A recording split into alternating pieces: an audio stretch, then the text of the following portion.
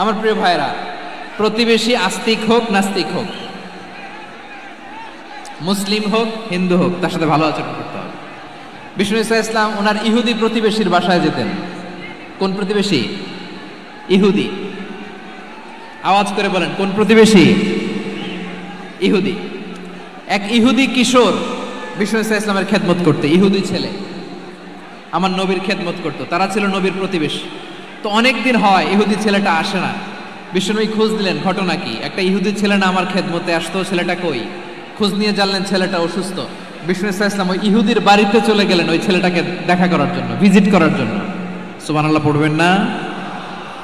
গেলেন, যে দেখে ইহুদি ছেলেটা মুমূর্ষ, জান যায় ভাব, বিছানায় পড়ে আছে, তার বাবা দাঁড়ানো।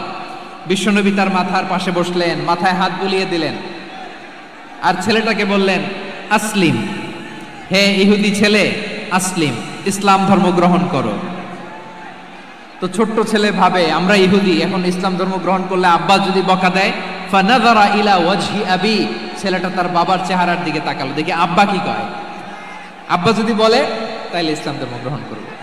ইহুদি ছেলেটা তার বাবার দিকে যখন তাকালো, ওর বাবা বলে, আতি আবুল কাসিম, আবুল কাসিম যা বলে তাই করো। আবুল কাসিম হচ্ছে বিষ্ণু ঈসা ইসলামের একটা কুনিয়াত, উপনাম। আমার রাসূলের বড় ছেলের নাম ছিল কাসেম। যেমন দেখবেন আমাদের এলাকায় কারো ছেলের বড় ছেলের নাম যদি হয় আব্দুল্লাহ, এরা আব্দুল্লাহর বাপ বলে ডাকে। কারো বড় মেয়ের নাম যদি হয় ফাতেমা, এরা কি ডাকে? ফাতেমার বাপ বলে না? তো বিষ্ণু ঈসা ইসলামের বড় ছেলের নাম ছিল কাসেম। ইহুদি বাবা বলল, আতি আবুল কাসেম, আবুল কাসেম যা বলে তাই শোনো, মানে মোহাম্মদ যা বলে তাই শোনো। এই কথা শুনে ছেলে সাহস পাইছে, ছেলে আবার পড়তে আরম্ভ করলো, আশহাদু আল্লাহ ইলাহা ইল্লাল্লাহ ও আশহাদু আন্না মুহাম্মাদার রাসূলুল্লাহ, পড়েন আল্লাহু আকবার।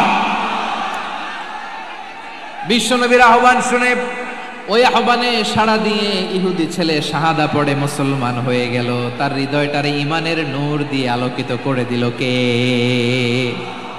প্রিয় ভাইরা, এবার রাসূল সাল্লাল্লাহু আলাইহি ওয়াসাল্লাম বের হয়ে আসলেন ঘর থেকে, আর বললেন, আলহামদুলিল্লাহিল্লাযী আনকাযাহু মিনান নার, প্রশংসা সে আল্লাহর, যে আল্লাহ জাহান্নামে চলে যাচ্ছিল প্রায় এমন একটা লোককে মুহূর্তের মধ্যে কালেমায়ে শাহাদাতের বদৌলতে জান্নাতি বানায় দিলেন। আওয়াজ করে পড়েন সুবহানাল্লাহ। এই হাদিস থেকে আমরা কি শিখলাম? What is the moral of the story?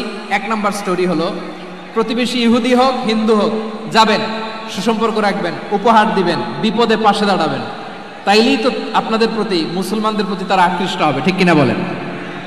আপনি যদি হিন্দুদের সাথে বৌদ্ধদের সাথে নাই মিশেন, নাস্তিকের কাছে নাই যান, তো ইসলামের সৌন্দর্যটা ওরা বুঝবে কেমনে?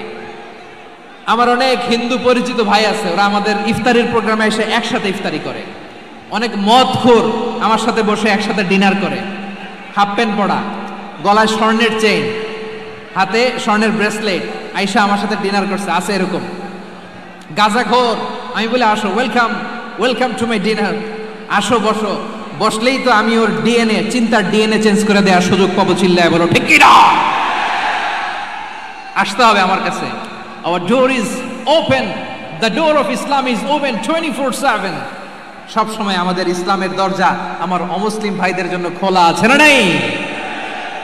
এই হাদিস থেকে দুইটা শিক্ষা। এক নম্বর শিক্ষা, প্রতিবেশী মুসলিম হোক অমুসলিম হোক, যান, অসুস্থ হইলে একটু আপেল নিয়ে যান, আঙ্গুর নিয়ে যান, কমলা নিয়ে যান। ইসলামের বিউটি দেখে, সৌন্দর্য দেখে অবাক হবে, নসিব ভালো হলে কোনোদিন কালিমা পড়ে মুসলমান হয়ে যাবে, ঠিক কিনা বলেন? তাহলে অমুসলিমের সাথে ভালো সম্পর্ক। বিশ্বনবী ইহুদির বাড়িতে গেলেন, ইহুদির বাড়ি, আর আমার মুসলমান ভাই আমার কাফের বলে, এরকম আছে না নাই? মুসলিমরা দেখতে পারে না, সহ্য করতে পারে। বিশ্বনবী সাল্লাল্লাহু আলাইহি ওয়াসাল্লাম ইহুদির বাড়িতে গেলেন, এটা একটা শিক্ষা।